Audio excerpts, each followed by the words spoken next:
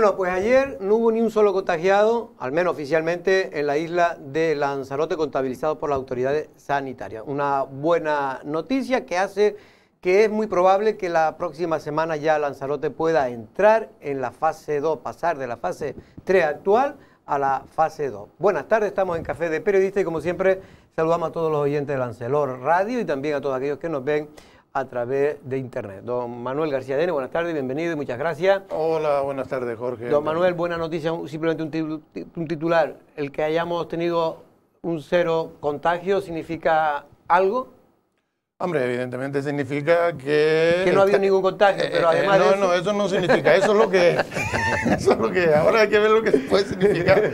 Y lo que significa efectivamente es que llevamos ya una semana, que la empezamos el lunes pasado con 0 casos y volvemos a esta semana con 0 casos y en medio casi todos, a excepción de uno, estaban por debajo de 10, lo que significa que entramos ya en casi la situación que estábamos en diciembre. Sí, mantenemos al margen, que en aquella situación no teníamos a nadie hospitalizado y ahora sí. Efectivamente. Bueno, en este caso también tenemos ahora aquí al amigo Valentín Aullané. Buenas tardes, don Valentín. Iba a decir Benjamín. Has dicho bien mi nombre. No, iba a decir Benjamín, por eso me trabé. Con Benjamín y no sé por qué yo ya me dijeron que me echaste en falta el viernes. Sí, bueno, el viernes yo esperando casi te puse...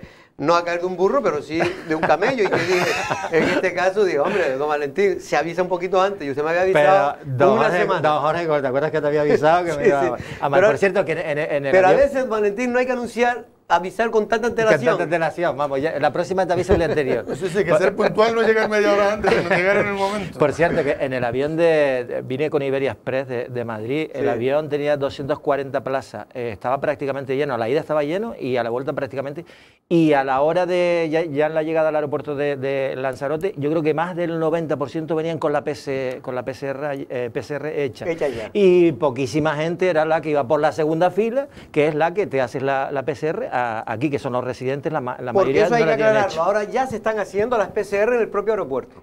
Bueno, no sé si te dan citas, Jorge. Bueno, había laboratorios para hacerlo. Sí, hay un laboratorio que se sacó a concurso y se lo quedó una empresa y el del resto de las islas, y ya se puede hacer allí, pero de lo que estamos hablando es de la cola de la gente que tiene que acreditar que trae la PCR o que tiene hora para hacerlo. Sí, no, y Manolo, lo que quiero decir es que casi todo el mundo viene con su PCR realizada, hecha. la mayor parte claro. ya, porque es obligatorio. Sí, no, claro, es obligatorio. Es obligatorio hacérsela, pero está la segunda opción dentro de la obligación de, si en caso de que llegues a Lanzarote sin hacértela, tienes que hacértela en las 72 horas siguientes, pero además tienes que estar aislado ese tiempo. Efectivamente, y para los residentes es gratuita, sigue siendo gratuita. Pero perdón una cosa, una aclaración, pero por ejemplo tú cuando, bueno, en el caso tuyo o en cualquier otro caso, me refiero, ¿la compañía no te obliga a presentar la PCR cuando hace no, para nada. De entrada para Madrid es totalmente diferente. Bueno, claro. En Madrid no tienes que presentar absolutamente nada. Es una exigencia de entrada. Claro, de Canarias. Hasta después de Semana Santa, recuerden que está la exigencia de que no puedes entrar si no tienes PCR. Y si no la tienes, te la tienes que hacer aquí. Si eres residente, te sale gratis. Y si no eres residente, tienes que pagarla en un... Digo porque para ir a Inglaterra sí que necesitas una PCR confirmada antes de entrar. Para eso se hizo precisamente lo de los laboratorios, para ese tipo de exigencias. Confirmada antes de entrar. Y además, también te exigen en Inglaterra,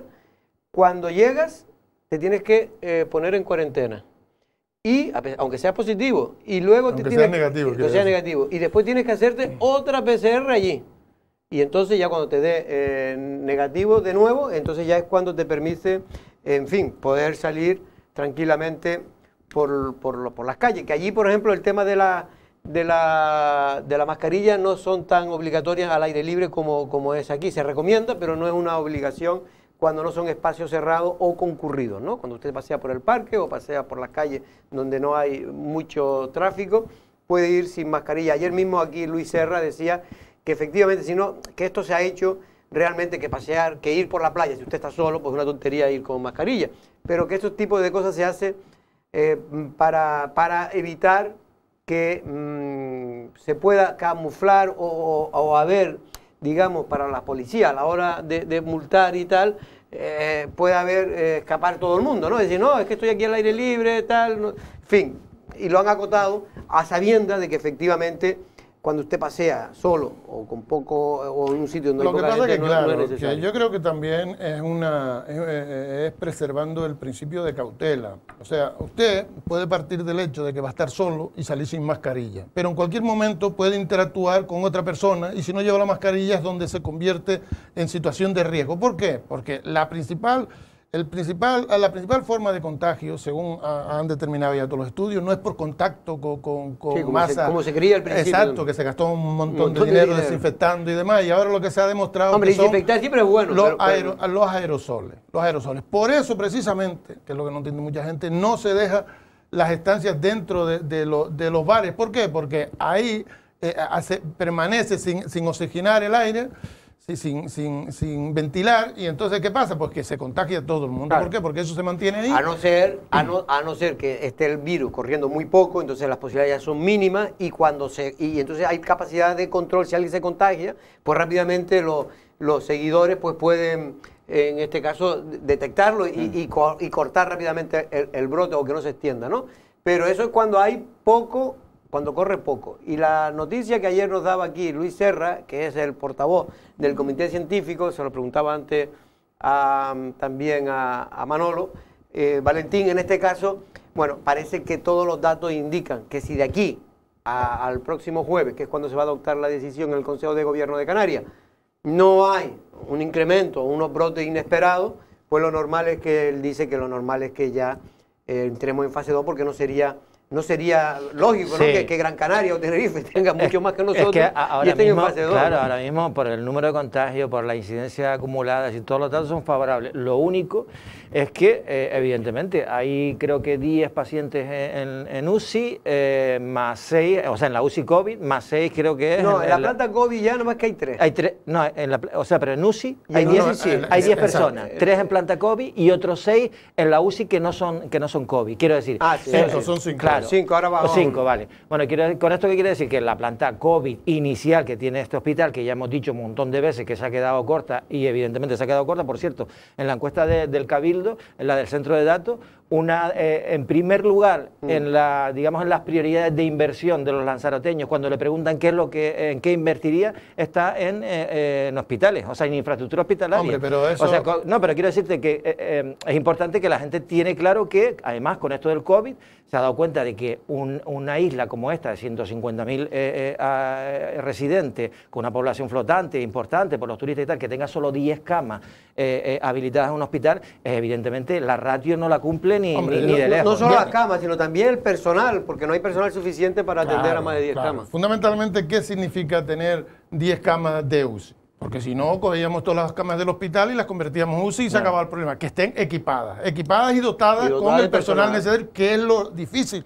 Y también hay que ver que no se dota un hospital de personal tan especializado como son los especialistas médicos de un día para otro, más en una situación de pandemia. Aunque queramos, va a ser muy difícil traer, por ejemplo, a 7 u 8 intensivistas o anestesistas más. Es muy difícil hacer eso. Pero es que además cualquiera entiende que eso sería para una situación como la que estamos viviendo. Porque igual que si tuviéramos ahora un accidente de 10 coches juntos, necesitaríamos más traumatólogos, claro, posiblemente más quirúrgicos, pero no vamos a dotar el hospital de forma estable con con un montón de gente que solamente se necesita en momentos puntuales. Hasta ahora no hemos tenido dificultades. Pero hay unos ratios que Lanzarote está muy por debajo de esos ratios. Está por debajo. En las UCI lo confirmaba el propio gerente. El director gerente cree que haría falta 4 o 5 camas más. Exacto, eso es cierto. Eso es cierto. Pero en esta situación, 4 o 5 camas más no nos hubiese solucionado tampoco la papeleta. Eso es lo que quiero decir.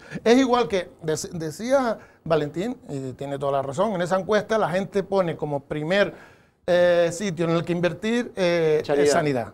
Pero es que usted mañana a alguien que hayan sacado hace 2 minutos del agua ahogándose, te diría que todo el dinero hay que invertirlo en salvavidas, en servicios ¿Por qué? Porque en situaciones extremas la gente evidentemente...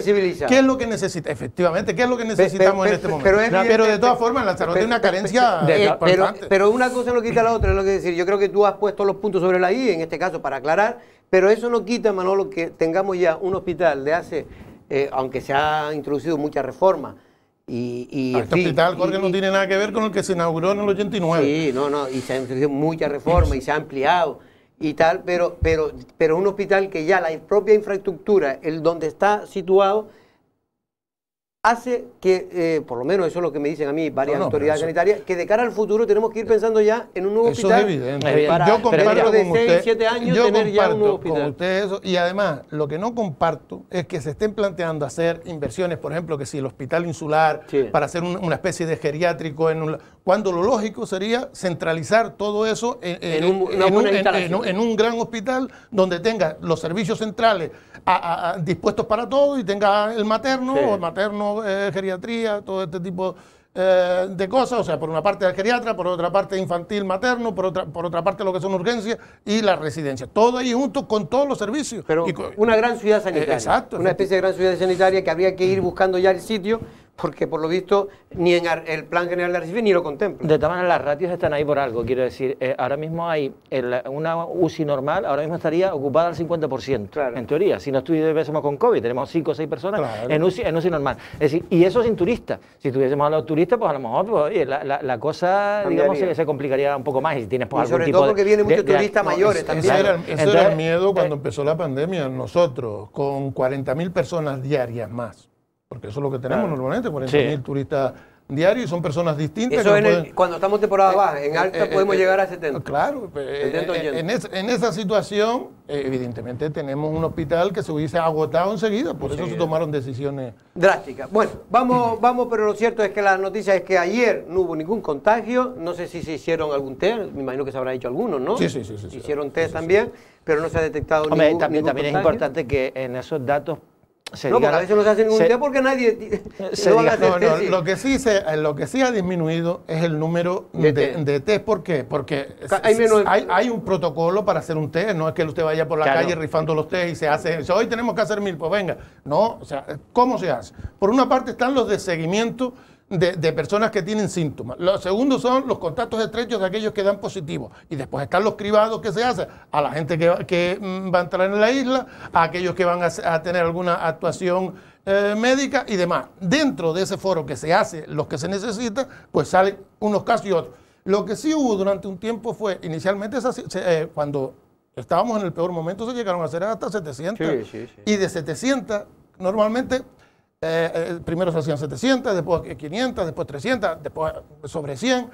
Lo que sí se mantenía en los momentos de auge es que el 10%, por el análisis, no es que me hayan dado ese dato, sino que es un análisis que he hecho yo contrastando los datos que ellos te facilitaban, un 10% de las que se hacían daban positivo.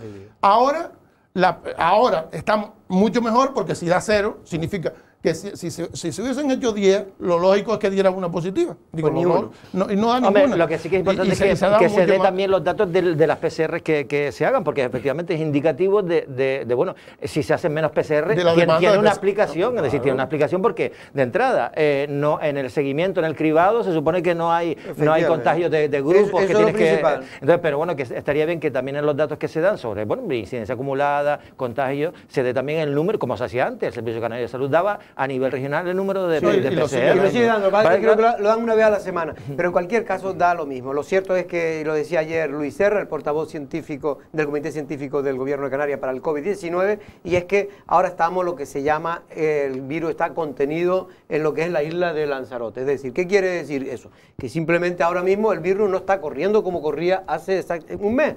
Eso no quiere decir que no pueda correr de nuevo si no se siguen tomando medidas preventiva para evitar el contagio, ¿no? Y por eso dice que es esencial el uso de la mascarilla en donde se pueda, en casi todos los sitios que se pueda, sobre todo en sitios cerrados, obligatorio, incluso mantener siempre que se pueda el distanciamiento social.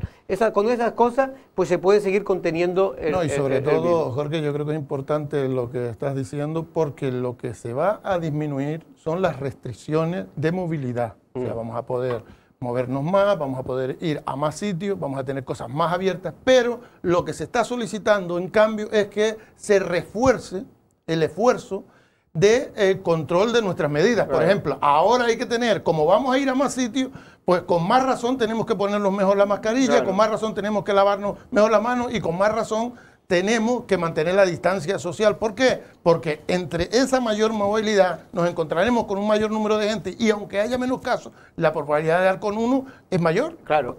Y así evitamos precisamente los rebrotes y la cuarta ola, que es lo que más asusta, sobre todo a todo el mundo sanitario, pero también al sector económico y social de la isla, porque es que una cuarta ola acabaría con Lanzarote, con todas las empresas, vamos, es que ya no se soportaría. Por eso hoy hubo una reunión precisamente de la federación, de las distintas federaciones turísticas o asociaciones turísticas de Canarias. Estaban las 4 patronales más importantes: Fuerteventura, estaba la patronal de Lanzarote, la de Tenerife y la de Gran Canaria.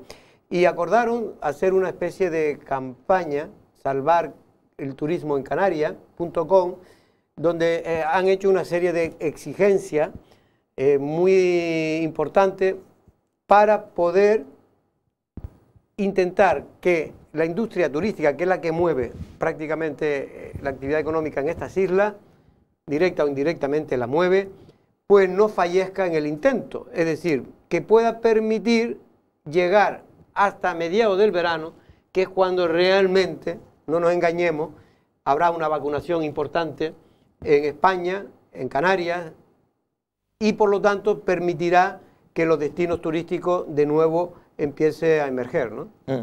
Bueno, yo he oído algunas opiniones de los principales responsables de esas asociaciones empresariales turísticas, que tienen toda la razón del mundo. Yo creo que incluso han llegado un poco tarde, porque, a ver, el primer dato que tenemos es el paro que ha generado pues, la industria turística, ¿no?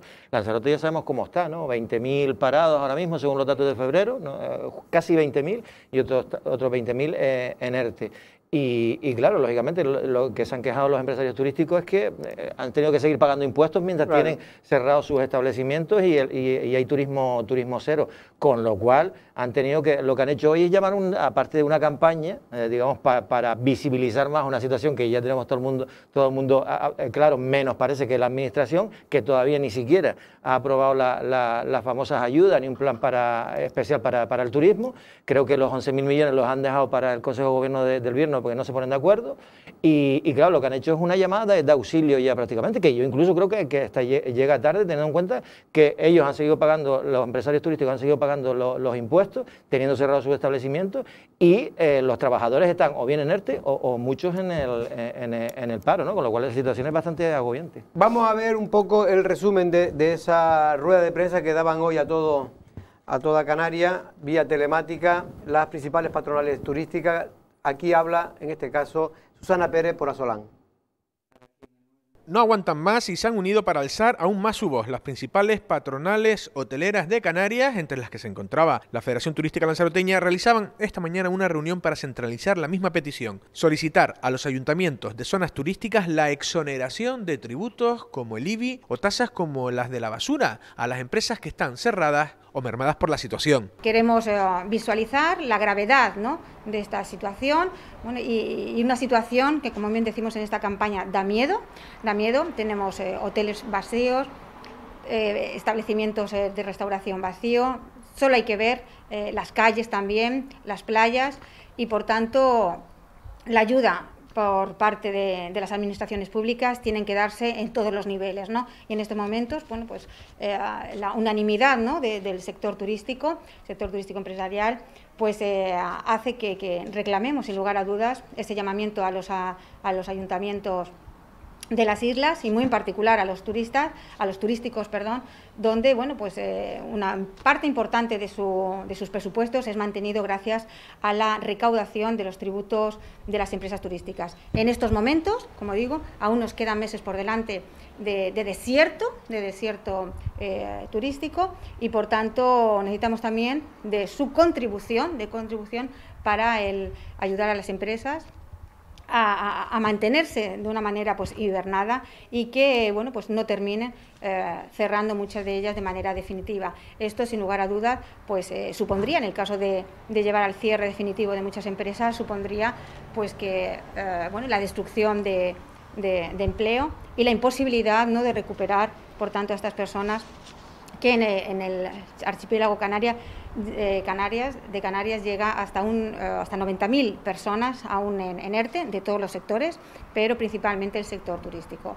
Por tanto, los ayuntamientos tienen que sumarse, sin lugar a dudas, a ayudar al sector a través de correspondientes rebajas, deducciones, exoneraciones de tributos, entre ellos tasas. Principalmente no es justo para nada que estén cobrando tasas, en este caso de basura, a establecimientos y empresas que incluso, como digo, llevan 12 meses cerrados. Bueno, por lo que decía Valentín, lo que están pidiendo es agua por seña, ya no pueden pagar ni siquiera el impuesto de la basura, porque es que estamos hablando, estaba viendo yo la rueda de prensa, que es que el impuesto a la basura puede suponer en algunos casos, en algunos hoteles, 10.000, 12.000 euros al año. Y el IBI, estamos hablando en muchos hoteles, los grandes sobre todo, de más de 100.000 euros al año de IBI, ¿no? del impuesto de bienes inmuebles. Por lo tanto, es importante. Pero bueno, ya hablaremos de este tema.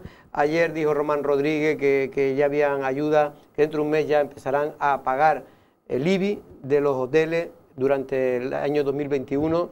Por lo tanto, eso sí va a ser un respiro, sin duda, para estas empresas que lo están pasando ahora mismo, no solo mal, es que el problema no es que pase mal, el problema es que son empresas que son viables, que en una circunstancia de normalidad son rentables, pero que evidentemente así es imposible de mantener. Bueno, y hablando del turismo indirectamente, hoy hay una asociación, Valentín, no sé si la has podido leer, de una ONG animalista, sí, que ha puesto en duda, en este caso, el cuidado que mantienen los camelleros de la cabaña, en fin, de camellos, ¿no? En la isla de Lanzarote. E incluso yo creo que ahí, me parece que es un poco peligroso, han querido jugar con el tema de que pueden transmitir, por aquello de que están en contacto humano, pueden transmitir un virus que es más peligroso incluso por su mortalidad que el propio COVID-19. A mí, a ver, yo además vi el vídeo que han colgado también. Yo esta organización no la conocía previamente a esta denuncia. He visto el vídeo. Uno se queda un poco pensando si realmente quien está denunciando tiene perfectos conocimientos desde el punto de vista de médico, de veterinario, etcétera, de si efectivamente lo que está diciendo es así, que no es nada, digamos, gratuito las afirmaciones que se dicen, porque se dicen cosas relacionadas pues desde el hecho de que los camellos estén tumbados al sol hasta el tipo de bozal que tienen, etcétera, etcétera, que les perjudica. Entonces yo no sé hasta qué punto hay un conocimiento, digamos, desde el punto de vista veterinario. En una especie de estudio que ha hecho una fundación, en este caso la Fundación Franz Weber, que es un veterinario, ¿no? Sí, que no la conocía. Pero que nadie sabe quién es, Jorge, vamos a ver, al menos yo no lo sé. Los primeros que están interesados en que los animales están bien son los propios camelleros, los propios propietarios que han estado trabajando con ellos desde toda la vida, ¿no? Eso es por un lado. Después habría que ver, yo quiero ser cauto a la hora de opinar sobre esto, quiero decir, ver si efectivamente hay detrás un contenido, un argumento científico en lo que dicen, pues si hay un argumento científico, lógicamente si las condiciones en las que están los camellos no son las adecuadas, pues habría que mirarlo. Lo que pasa es que después de este tipo de cuestiones siempre piensas que el hecho de haber presentado esta denuncia, de haberse ido al cabildo, etcétera, etcétera, de haber puesto el vídeo, ya se hacen famosos, digamos, la propia ONG. No sé hasta qué punto. Que para mí, si esto no fuera de verdad lo que están diciendo, para mí tiene una gravedad extrema, enorme, claro. Extrema. Se está atacando el icono principal de la imagen turística de Lanzarote, como es la Montaña del Fuego, en este caso con sus visitas de los camellos. Yo espero que tenga algo de razón, porque de lo contrario, esto incluso debería de tomarse medidas, alguien salir al paso, si no es verdad, Yo lo que algún experto debería de decir, mire, pues esto es imposible que ocurra aquí en Lanzarote, aparte que los camellos, yo he visto dónde cuidan los camellos y me parece que en general están bastante bien cuidados. Y otra cosa porque son herramientas de trabajo de quienes viven y no mal cuando funciona el tema del camello, ¿no, Manolo? Eso es evidente, eso es evidente. Yo dudo que haya muchos animales en Lanzarote mejor cuidados que los propios camellos, porque son muy pocos los animales, Son muchos los animales que dependen del hombre, los animales domésticos que dependen para su subsistencia, y pocos de los que dependen del hombre, del animal, para la suya. En el caso de los camelleros es así, o sea, sin camello no hay camellero. Y desde ese planteamiento hay una protección importante. Además, ellos saben que se exponen ante una demanda que es especialmente exquisita en el cuidado de los animales. A un camellero no se le ocurre maltratar a su animal en donde presta su trabajo, porque sabe que tendría una reacción completamente negativa. Pero es que usted se va al sitio en el que ellos tienen a los animales cuando no están expuestos y reúnen todas las condiciones, o sea, allí en el vallito de Uga. Yo entiendo que lo ideal para un animal sería vivir en absoluta libertad y haciendo lo que le diera la gana. Cuando lo sacas de ese entorno, evidentemente hay un proceso de domesticación, hay un proceso de amaestramiento para que haga lo que el hombre quiere. Y eso lleva, evidentemente, una serie de exigencias no voluntarias por parte del camello. Pero eso significa que se agrede al animal, que el coste es mayor del beneficio que saca el animal, porque evidentemente a mí los zapatos normalmente me molestan. Cuando hace calor, cuando hace más, pero voy mejor yendo descalzo por la calle con la... Yo creo que ese tipo de cosas hay que relativizarla y adaptar también lo que es cada cosa, porque si no lo que estamos llevando es a la imposibilidad de la convivencia del hombre con el camello, por decirle algo, porque ¿qué persona conoce usted que tiene un camello para llevarlo a pasear a la avenida? No conozco ninguno. Sí, como animal de compañía. Y además se dicen cosas, quiero decir, si el problema es el tipo de bozal que se pone, que les permite, que les impide, dicen, durante el tiempo que están con el bozal, rumiar, que es lo que hacen habitualmente, oye, pues quiero decir, desde el punto de vista, desde el punto de vista positivo se puede plantear un cambio.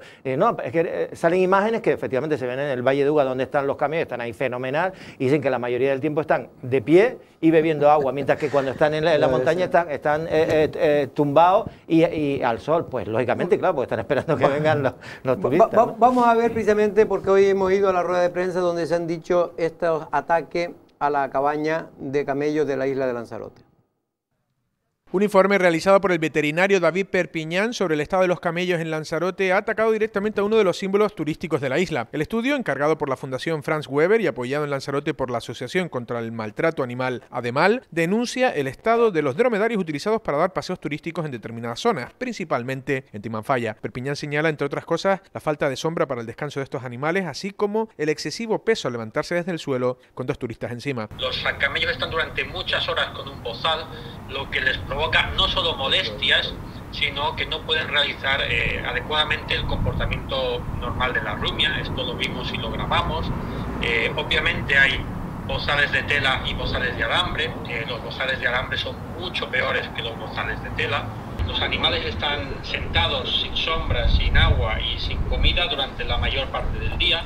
No tienen libertad para moverse, no tienen libertad para ponerse de pie, para comer si lo desean, o para beber, o incluso para protegerse del sol que se les deposita en forma de turistas.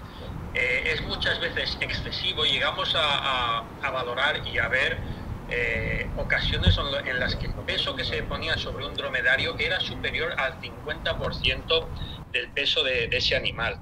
Y además tienen que levantar ese peso desde una posición sentada y en frío, con lo cual les supone un esfuerzo enorme en las articulaciones. Unas articulaciones que ya están dañadas, al menos la piel que las recubre, porque los camellos se pasan todo el día sentados en una arena volcánica que es muy abrasiva. Y de hecho los camellos de Lanzarote se caracterizan por tener una serie de callosidades en la piel que cuando se evalúan camellos de todas las otras partes del mundo, esas callosidades no están. El informe apunta incluso a cuestiones mayores, como la posible creación de epidemias o enfermedades, en alusión a la relación del camello, el descubrimiento de la enfermedad del MERS, similar al COVID-19. La destrucción de la biodiversidad y el hacinamiento de animales provoca epidemias y pandemias, como han sucedido con tantas. Particularmente en la relación del camello con el ser humano se ha dado el MERS, que era un coronavirus respiratorio que surgió en 2012 en Arabia Saudí, y también hemos hecho una pregunta respecto a qué medidas de prevención, de estudio y de análisis está llevando adelante la administración para poder prevenir estos hechos en el futuro. Estos colectivos por ello han registrado 2 preguntas en el Cabildo de Lanzarote y anuncian que si no hay respuesta, no descartan medidas legales.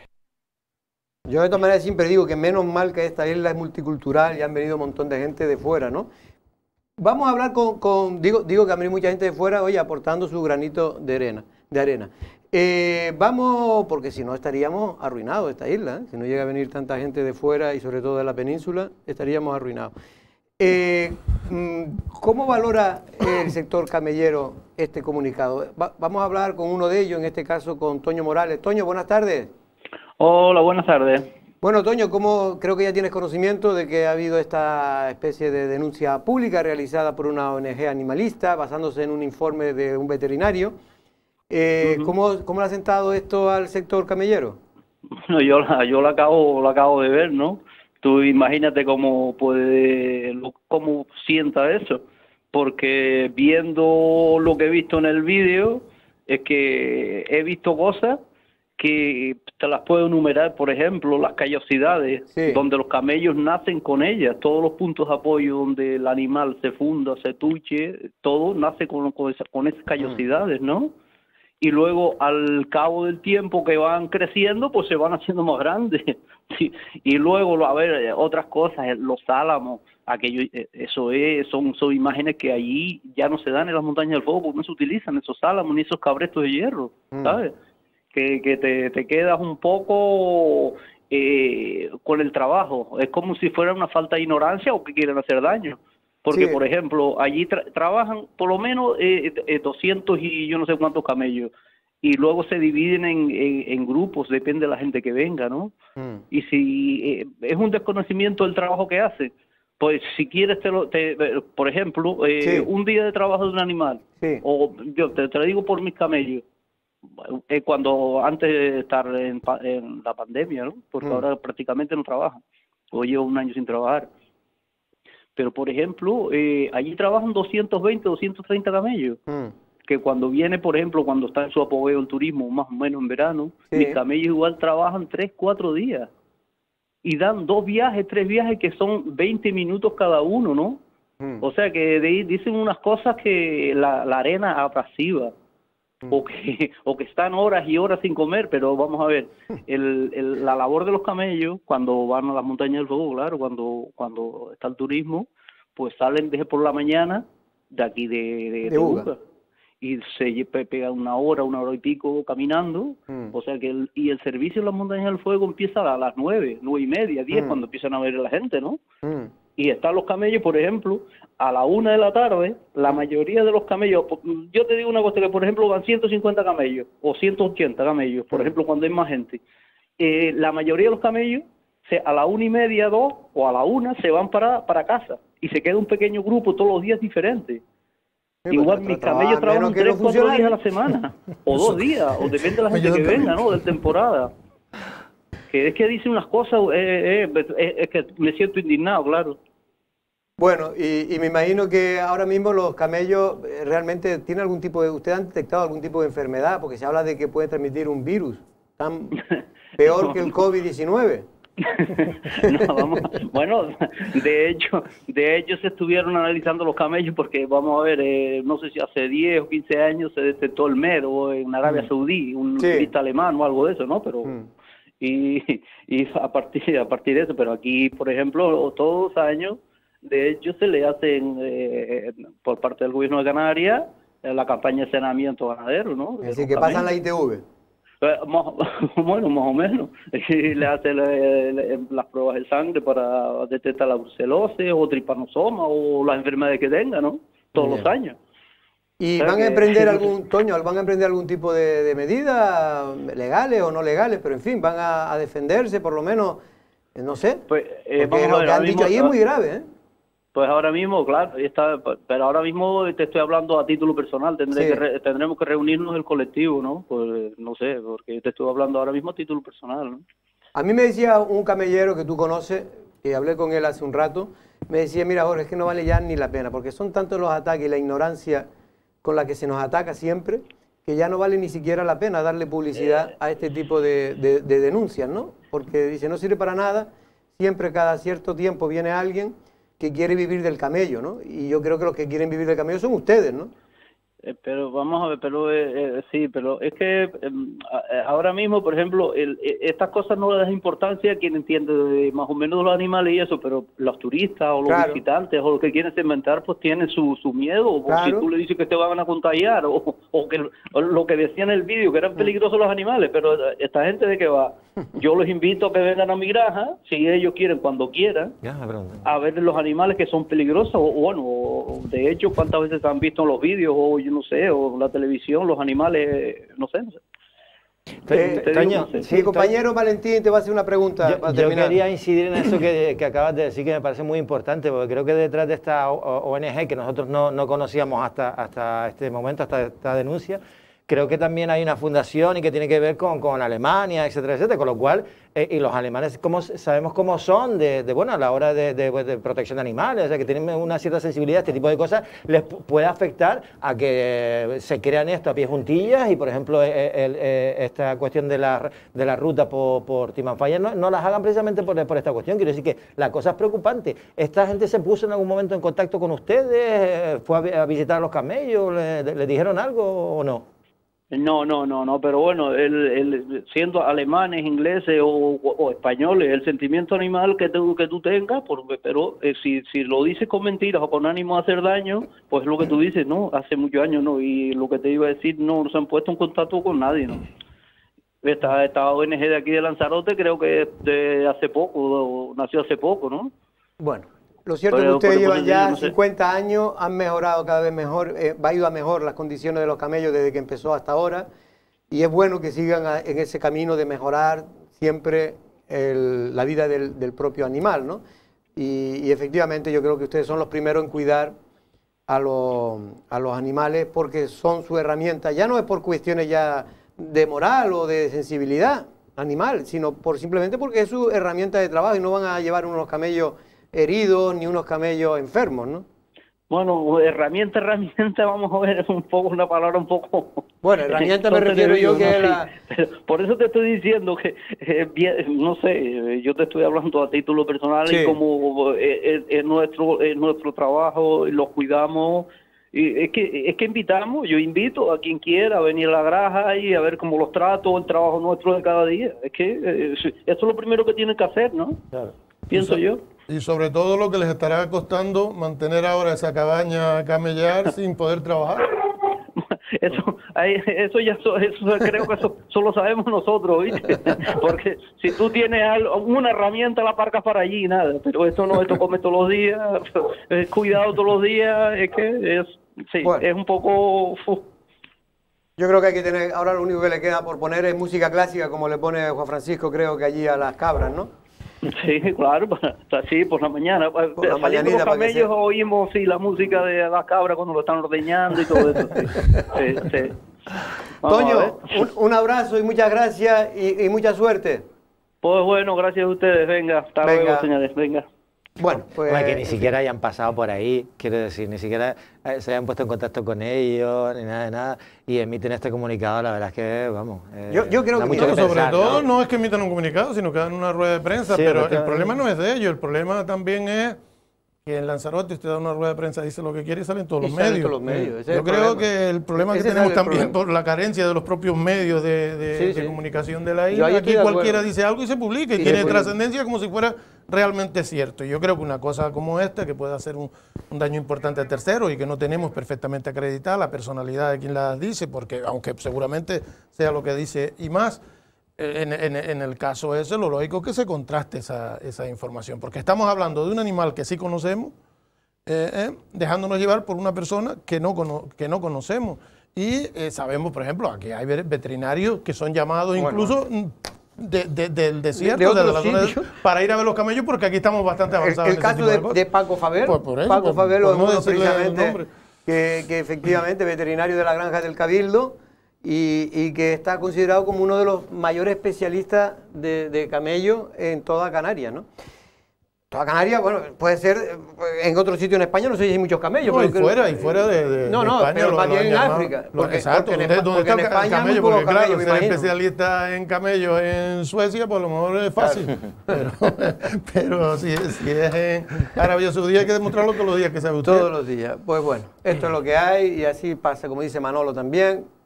También la culpa la tenemos nosotros, los medios muchas veces de comunicación por dar No, y ahora hay publicidad. otra responsabilidad que es la de la administración, porque se dirigieron al Sí, Cabildo ahora de Lanzarote con esta denuncia. Estará temblando. Ahora, los medios de comunicación no haríamos nuestro trabajo si no, de alguna forma, no comprobamos la fuente, pero Claro. el Cabildo también tiene un trabajo en creerse o no esta cuestión, porque, hombre, este tipo de asociaciones después, pues hay administraciones, instituciones que las ayudan, pues tienen ayudas públicas, Sí. etcétera. Entonces, claro, tendrá que tener muy en cuenta si lo que está diciendo esta gente es así o no, Sí, sí. a la hora de ese tipo de ayudas, ¿no? La verdad es que creo que por lo menos, y puedo equivocarme, pero como se ha presentado todo, me parece que ha sido con mucha ligereza, sobre todo por el daño que se puede infligir en este caso al sector camellero, a la propia imagen del icono principal que hoy tiene Lanzarote, que es sin duda la montaña del fuego y los paseos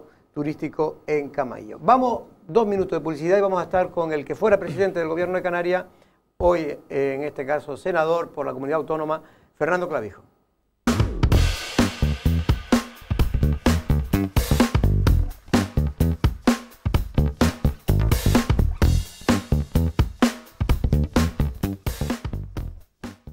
Bueno, pues ya está con nosotros Fernando Clavijo, en este caso senador por la Comunidad Autónoma de Canarias. Buenas tardes, don Fernando, ¿cómo estamos?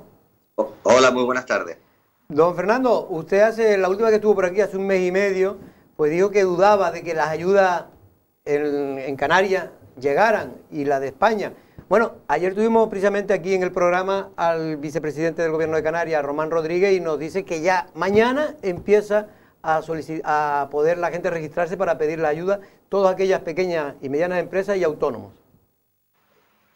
Bueno, efectivamente, hace un mes y pico. Yo le puedo dar un dato y es que en este caso, a finales del año 2020 han cerrado 4.000 empresas en Canarias, más del doble que la media de España, ¿no? Yo no sé si llegarán o no las ayudas. Nosotros tendimos la mano para poder negociar ese decreto o esas bases de subvención. Le vemos varias lagunas, como por ejemplo el que las pérdidas del 30% sean en el segundo semestre del 2020, que fue cuando se levantó el decreto de alarma de confinamiento, con lo cual consideramos que en el primer semestre es donde más pérdidas había, o que las empresas tienen que ser del año 19 y 2020, cuando hubo empresas que abrieron a primeros de año antes de la pandemia y no van a poder acceder a las ayudas. Pero al margen de esos temas técnicos, que nos hubiese gustado poder colaborar con el gobierno, cosa que el gobierno no quiso, seguimos pensando que es una cantidad ridícula, la de 80-85 millones de euros, para un sector que ha perdido 12.000 millones de euros el año pasado, y después de todo el tiempo que han esperado, casi un año, pues realmente nos parece que llega tarde, ¿no? Pero bueno, vamos a ver cómo funciona. Nosotros vamos a intentar seguir echando una mano. Decía Román que dentro de un mes calculaba que iba a llegar las otras ayudas directas, en este caso al sector alojativo. Ya se ha definido que se va a intentar pagar el IBI de esas empresas que todas tienen que cumplir tanto con estar al día en la seguridad social como también en este caso en el tema de los impuestos, ¿no? Vamos a ver, ¿no? Vamos a ver cuál es la base. A mí me surge una duda, bote pronto, Jorge. ¿Y aquellas empresas que explotan los hoteles pero no son propietarios del inmueble, no les va a dar la ayuda del IBI? Pregunto. Porque el IBI lo paga, yo he sido alcalde de La Laguna, lo paga el propietario del inmueble. Sí. Si yo tengo un hotel pero me lo lleva, por ejemplo, a Barceló, o me lo lleva a Iberostar, o me lo lleva a Riu, me van a subvencionar a mí el IBI, que soy el propietario del hotel, y no a la cadena que lo explota. Hay dudas, ¿no? Nosotros, ya digo, como tenemos experiencia de gestión, le hemos hecho llegar sugerencias al gobierno, le hemos indicado que estamos a disposición para colaborar, insisto, porque al final el gobierno es quien tiene que tomar la decisión, pero la realidad es que no quieren escuchar ni quieren reunirse al respecto, ¿no? Pero eso del IBI turístico, pues a mí me genera esa duda, que nadie sabe explicármelo, ¿no? Porque en el contrato de arrendamiento tú pagas no pagas el IBI, sino pagas un alquiler, ¿no? Ya. Por lo tanto, no sé yo si es una ayuda de alquiler o no.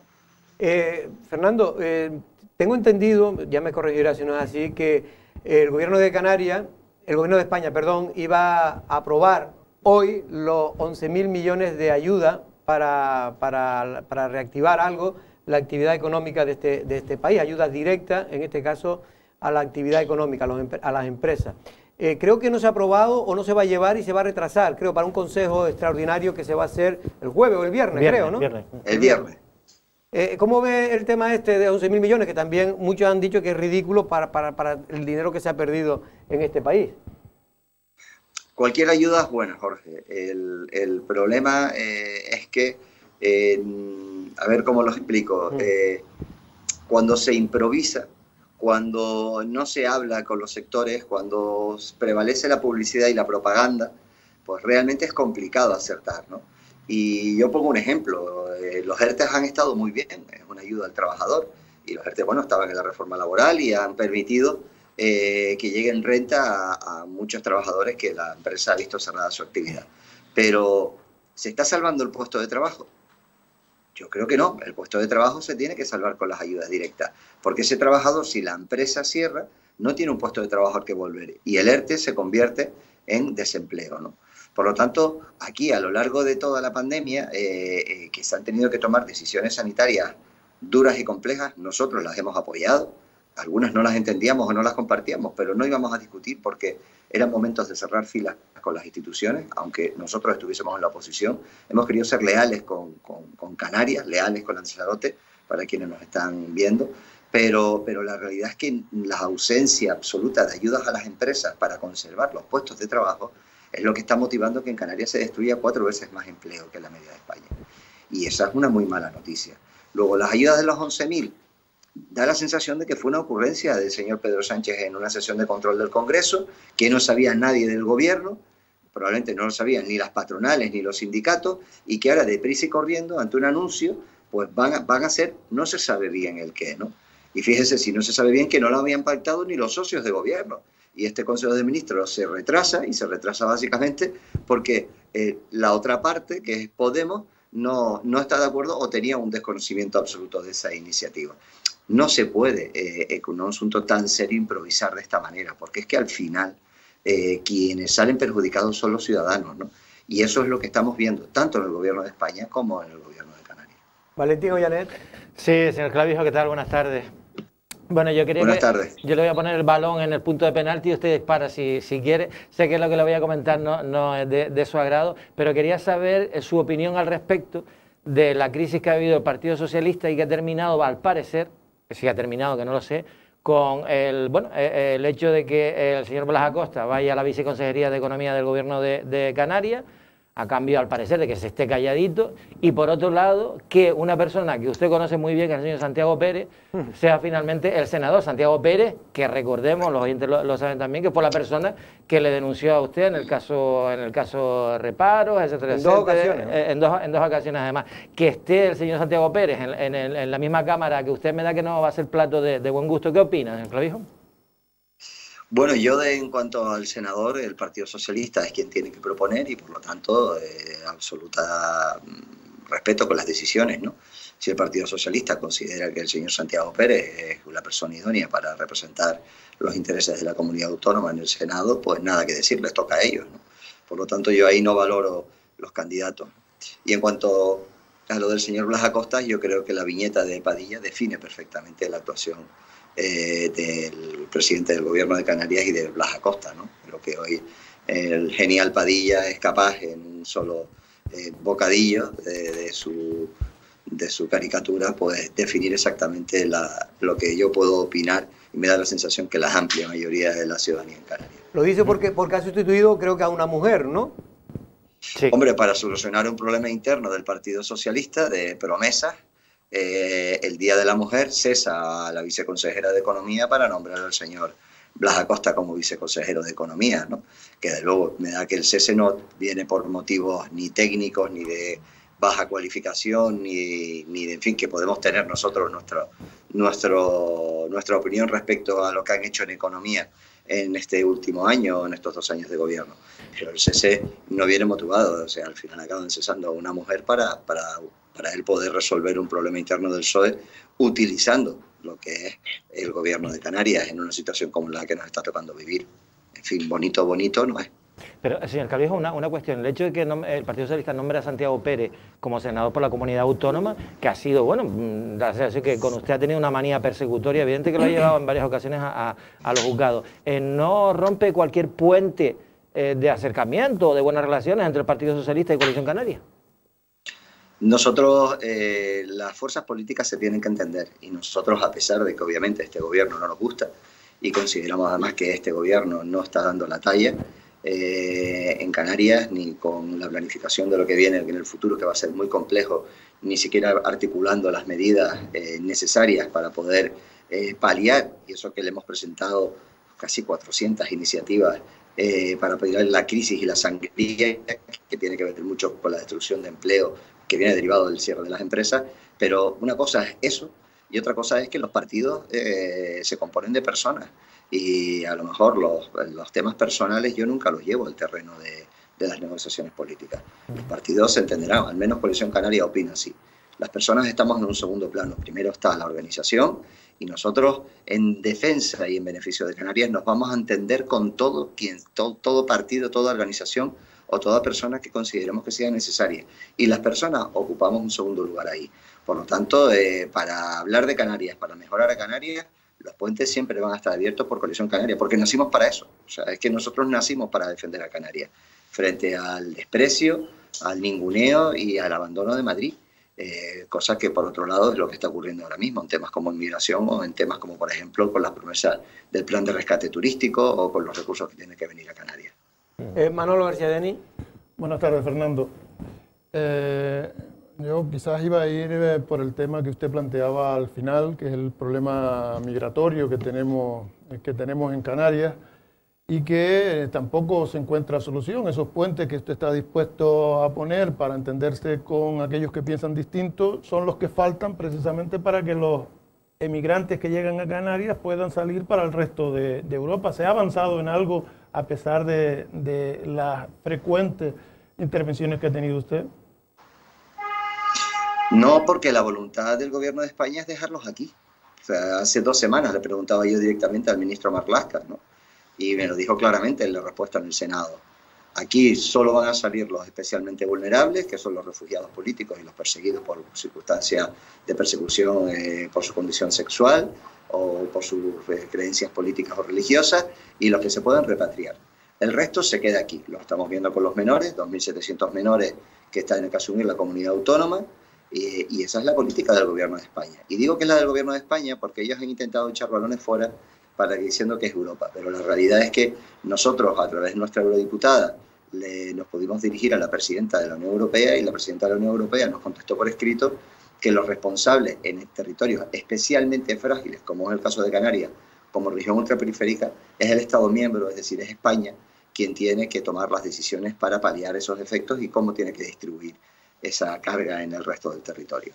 Y esa es la política. Ellos han decidido tener un problema con Canarias o no tenerlo, porque el gobierno, en este caso el gobierno de Canarias, el Cabildo de Lanzarote, como son de su color político, pues realmente solo tiene que mandarlos a callar, que es lo que están haciendo, y vienen a Lanzarote y les regalan un timple. Él viene de vacaciones y viene a pasarlo bien a la Mareta, pero la realidad es que lo que estamos es sometidos a eso, a una política migratoria que consiste en vulnerar los derechos humanos de los refugiados y de los, en este caso, de los inmigrantes, tal y como dice el Defensor del Pueblo, Cáritas, Amnistía, ACNUR, SEAR, vulnerar sus derechos como personas y dejarlos aquí hasta que se aburran o se puedan repatriar, ¿no? Y nosotros consideramos que eso no es una política migratoria, que ellos quieren continuar, que tienen que tratarlos dignamente, pero tenemos que facilitarles su tránsito hasta el territorio continental, donde ellos tienen a sus familias y sus redes.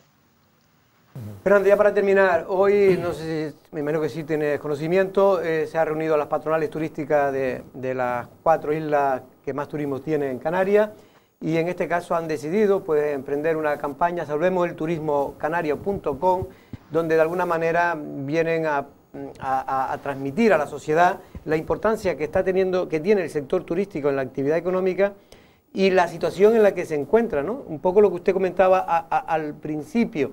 ¿Cómo valora esto? Quizás es un puñete que está dando ya el sector turístico en la mesa por la situación que atraviesa. Sí, a mí me parece bien, ¿no? Yo creo que la sociedad tiene absolutamente claro lo importante que es el sector, el empleo que genera, y si en algún momento nos habíamos dado cuenta de la importancia del sector turístico para el resto de la economía, precisamente es ahora, ¿no? Con este segundo o tercer cero turístico y lo que está impactando en la economía, en el consumo, en la recaudación, ¿no? Pero yo creo que la sociedad canaria es perfectamente consciente, la iniciativa es buena, muy positiva, pero deberían hacérselo llegar a nuestros dirigentes, ¿no? Habría que hacérselo llevar al Gobierno de España y al señor Pedro Sánchez y a Podemos, que son los que niegan un plan de rescate turístico a las islas, a pesar de haberlo prometido y haber venido la ministra y haberlo dicho como 3 o 4 veces. Habría que decírselo a los diputados y senadores de todas las fuerzas políticas, porque si los senadores y diputados canarios nos hubiésemos negado a aprobar el presupuesto del año 2021, le garantizo que ahora había un plan específico de rescate del sector turístico en Canarias. Las patronales lo intentaron, pero el Partido Socialista y Podemos y Nueva Canarias, que son los partidos que apoyan a este gobierno en España y aquí, no quisieron. En julio se aprobó en el Senado un plan de rescate turístico para Canarias, se aprobó en el Pleno del Senado y todavía no hemos visto ni un euro, ni se sabe. Y yo creo que la campaña de concienciación es interesante, pero estoy seguro de que la ciudadanía canaria no solo apoya a las patronales turísticas, sino que además tiene perfectamente claro la importancia para nuestro sector. Quienes tienen que saberlo es quienes nos están gobernando. Lo tiene que saber y tenerlo en cuenta el PSOE, lo tiene que saber y tenerlo en cuenta Podemos, y lo tiene que saber y tenerlo en cuenta Nueva Canarias, que son los que tienen que tomar las decisiones y poner los recursos. Pues Fernando, de verdad, un abrazo, muchas gracias, y a ver si tenemos más suerte y llegan esas ayudas, que efectivamente no son muchas, pero la poca que pueda llegar, algo hará. Buenas tardes. Buenas tardes, muchas gracias. Hasta luego. Bueno, en relación a lo que comentaba Fernando y que la pregunta que hizo Valentín, el tema está siendo muy comentado, sobre todo por los analistas políticos de Canarias, la situación compleja que tenía Ángel Víctor Torres, el presidente del Gobierno de Canarias y líder del PSOE, tenía un problema y tenía que resolverlo. Era el problema de Blas Acosta, que había renunciado a ser presidente del Cabildo por las cuestiones de que había perdido la mayoría, una moción de censura, en fin, y lo que hemos explicado aquí en otras ocasiones. Pero lo cierto, Manolo, es que este tipo de salida, que mire que una cosa, que yo a Blas Acosta, para mí es tan inocente como cualquiera de los que estamos aquí, porque esto hay que decirlo. Los que no lo decían son los que ahora lo quieren meter o lo van a meter de viceconsejero de Economía. Porque yo siempre, y aquí en esta mesa siempre hemos defendido la presunción de inocencia de una persona, porque cualquiera puede ser acusado de una cosa, oiga, pero hasta que no haya un juicio y lo condenen en firme, esa persona es inocente. Sobre todo porque era una persona que estaba de presidente del Cabildo ya con eso, claro, con esas acusaciones, con lo que no tiene demasiado sentido cuestionarse si puede o no ir a un lado, pues no creo que sea mayor cargo ser viceconsejero del gobierno que ser presidente del Cabildo. Lo que sí me temía yo que la situación de Santiago tenía más recorrido que la del propio Blas Acosta, entre otras cosas, por donde viene.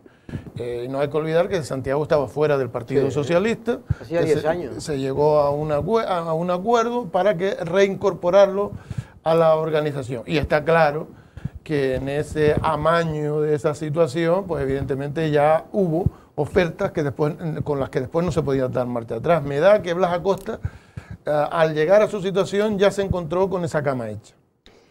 Bueno, no sé, es una solución salomónica que no ha gustado tampoco al propio Blas Acosta, porque a Blas Acosta parece que ha tenido que ir en rogativa. Es un poco lamentable, ¿no? Porque para que le dieran una salida a su situación, ¿no? La nota anterior de Blas Acosta estaba diciendo precisamente que el Partido Socialista le había dejado tirado como una colilla, y iba directamente dirigido al señor Ángel Víctor Torres esa carta, con lo cual al día siguiente Ángel Víctor Torres lo que hace es nombrar a los viceconsejeros de Economía, quitar a una mujer que la quita de la viceconsejería de Economía simplemente para hacerle hueco al señor Blas Acosta, eso a todos los efectos, lo mires como lo mires, queda fatal, porque da la sensación de que estás intentando solventar ahí un problema de partido que tienes con un cargo en el gobierno, quitando a una persona que probablemente sea muy buena para meter a otra persona que te puede generar un problema y que te ha dicho que lo has dejado tirado. La verdad es que desde el punto de vista formal ha sido lamentable cómo ha actuado el secretario insular del PSOE, no es cualquier cosa dentro de la estructura. No, evidentemente lo que dice Valentín es cierto, hay que darle una respuesta a Blas Acosta. No se le dio lo que él exactamente quería, porque le iba a servir también de colchón para esa situación que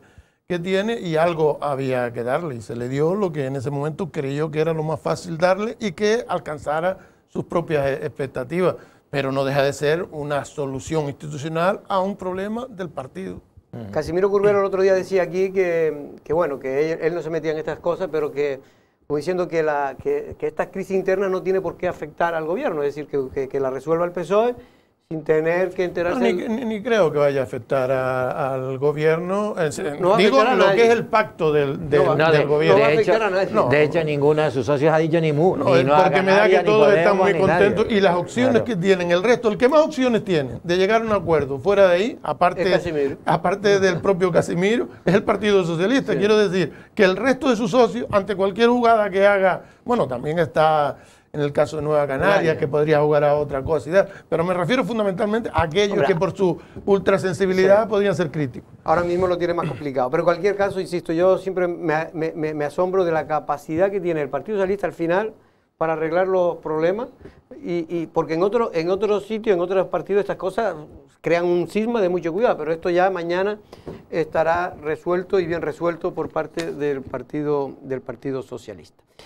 No sé si ustedes conocen a Alejandro Hernández. ¿Le suena el nombre? Alejandro Hernández es un abogado, es un árbitro. Un abogado. Claro. Bueno, pues ha sido actualidad en toda España. No, yo vi el partido. Es la primera vez que yo veo que alguien vaya al VAR y le diga e imponga su criterio a los del VAR. Pero bueno. Yo estaba viendo el partido. Hombre, la mano fue evidente, eso es verdad. Pero bueno, pero mire, la mano podrá ser evidente, se habrá podido equivocar o no equivocar, pero lo que se está tratando de decir, yo creo que es de los mejores árbitros, antes de nada lo digo, por mejores árbitros que hay ahora mismo en España. Yo creo que también, yo opino. Pero no es que lo digamos nosotros, es que está en esa posición ahí, está arbitrando grandes partidos. No es el primer derbi que... Yo lo decía el otro día, cuando su primer derbi lo vi yo en el bar La Miñoca, en el Charco de San Ginés, y recuerdo que comenté al día siguiente en la radio que era la primera vez en mi vida que veía en un partido de fútbol que había seguidores del Madrid, seguidores del Barcelona y seguidores del árbitro, porque era su primer derbi, entonces había un grupo de familiares con camisetas incluso de Alejandro Hernández, o sea que imagínate. Bueno, vamos a ver la pieza y terminamos por comentarla, la pieza que hemos hecho para lo informativo. Esta posible mano de un defensor del Atlético de Madrid en el partido que enfrentaba al Real Madrid en su área es el germen de la polémica, cuyo epicentro se encuentra en la figura del árbitro internacional Alejandro Hernández. El lanzaroteño no estimaba esta acción como penalti y las reacciones de los representantes del Real Madrid no tardaron en llegar. Es más, la prensa de la capital incluso ha llegado a insinuar la proximidad del arrecifeño al Barcelona por una respuesta a una entrevista en la prensa local cuando Hernández solo contaba 10 años y decía que su equipo de fútbol favorito era el Barcelona. Hemos querido conocer la opinión del comentarista deportivo de Radio Marca Lanzarote al respecto. Me parecen publicaciones desafortunadas, más que nada porque creo que atentan contra la verdad. Al final están rescatando una entrevista que realizó Alejandro Hernández cuando tenía 10 años, cuando era un crío, y evidentemente cuando una persona está en la infancia pues tiene un equipo de fútbol, ¿no? En esa publicación en particular Alejandro contestó que era del Fútbol Club Barcelona, que tenía simpatía por el Barça, y creo que está sacando de contexto, repito, una entrevista que se realizó a un niño de 10 años hace más de 2 décadas en Lanzarote y que ha utilizado en este caso la prensa para intentar atacarle. Por otro lado, a Alejandro se le critica porque es un árbitro que, entre comillas, va en contra del Madrid. Yo creo que Alejandro Hernández no es un árbitro, evidentemente, que tenga ningún tipo de animadversión hacia el Real Madrid ni nada por el estilo, ¿no? De hecho, el Real Madrid, de los 3 grandes, contando el Fútbol Club Barcelona y el Atlético de Madrid, el Real Madrid es el equipo que más partidos ha ganado con Alejandro Hernández. Creo que es un profesional como la copa de un pino. De hecho, no lo digo yo, sino así lo dicen todos los años las pruebas físicas y la posición de Alejandro dentro del ranking de árbitros de España, que lo ha situado como el mejor. Y bueno, a las pruebas me remito. Es un árbitro que ya no solo está impartiendo justicia en la Liga Española, sino que además está también participando en la máxima competición continental, como es la Champions, y es uno de los árbitros españoles, desde luego, que está mejor situado a nivel internacional.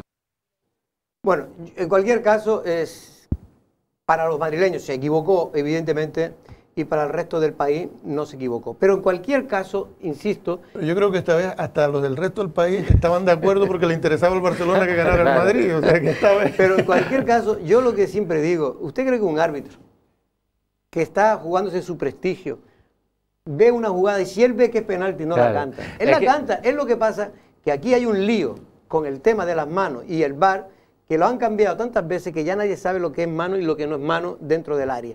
Porque evidentemente si los que hemos jugado al fútbol, sabemos que en un momento determinado usted cuando está jugando no puede estar como un soldadito de plomo. Oiga, usted mueve las manos, mueve tal. Lo que hay que ver siempre, y es como tiene, y va a volver a ser así, es que no puede ser de otra manera, es la intencionalidad que tiene una mano. Y será, si está en una posición, digamos, claramente y flagrante de antinatural, o realmente y con intencionalidad de obstaculizar el paso de un balón, o en este caso del balón, o no. Y volverá a eso, porque ahora mismo están diciendo cada árbitro tiene una versión diferente, y tienen un lío que no saben cómo van a terminar la temporada sin que haya más lío. Si no existiese estas polémicas, no existiría el fútbol ni viviría la prensa deportiva. Aquí para mí el grave problema es cuestionar la profesionalidad de un hombre que evidentemente es un gran árbitro y está ahí por ser un gran árbitro, no porque nadie le ha dicho, oye, pues como eres antimadridista, pues no, está ahí porque se lo merece y un profesional.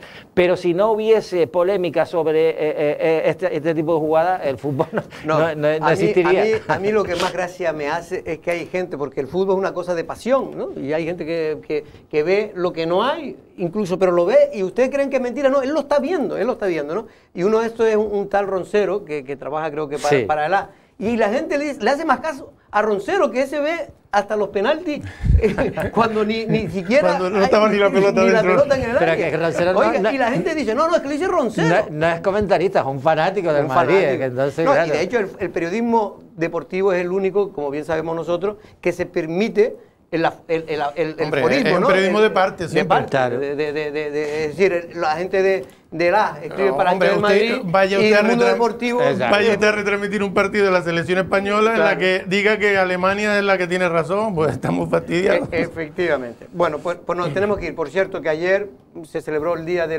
la Mujer, finalmente sin ningún problema, Manolo, en la isla de Lanzarote. Unas 50 personas acudieron a una concentración que estamos viendo en el Parque Isla Canaria, donde luego se leyó un manifiesto. Manolo, muchas gracias. Jorge, también a don Valentín Aullané, y nosotros mañana regresamos a la misma hora. Buenas tardes.